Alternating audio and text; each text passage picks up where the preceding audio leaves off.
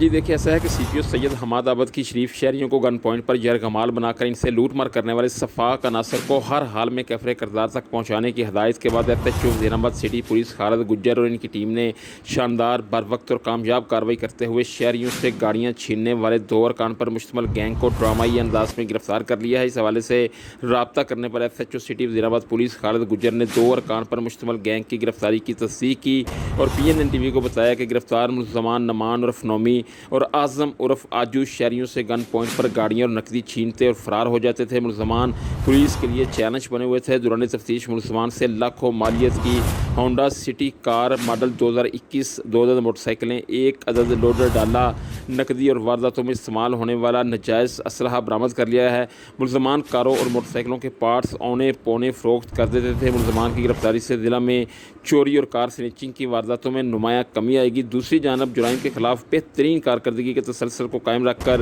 شہریوں کو ریلیف مہیا کرنے پر وزیر آباد کے عوامی سماجی حلقوں نے وزیر آباد سٹی پولیس کو بھرپور خراج تحسین پیش کیا ہے اور سی پی او سید حماد آباد کا شکریہ ادا کیا ہے۔